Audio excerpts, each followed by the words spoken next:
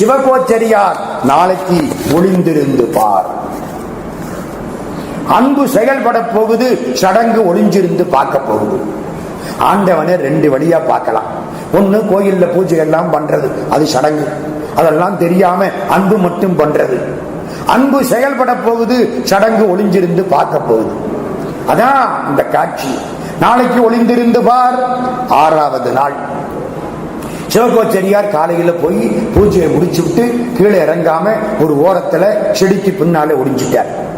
இவன் அங்க இருந்து வேட்டையாடி வர்றான். ரொம்ப நேரமா போச்சு, ரொம்ப நேரமா போச்சு, தாழ்த்து விட்டது அப்படின்னு ஓடி வர்றான். என்னமோ சகுனம் சரியா இல்ல, சகுனம் சரியில்லையே, சாமிக்கு என்னமோ ஆயிடுச்சோ மனசு சொல்லுது. ஓடி வந்து பார்க்கிறான், வலது கண்ணுல ரத்தம் கொட்டுது. சிவபெருமான் பதச்சான். இந்த போன நேரத்துல என்னமோ வந்து கடிச்சிட்டு போயிடுச்சே.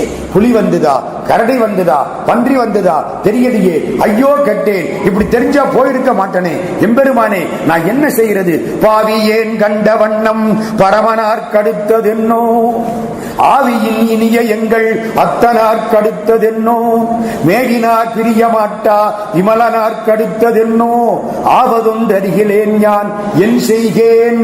தொடச்சு தொடச்சு பார்த்தா ரத்தம் கொட்டுது. பச்சில கொண்டான்.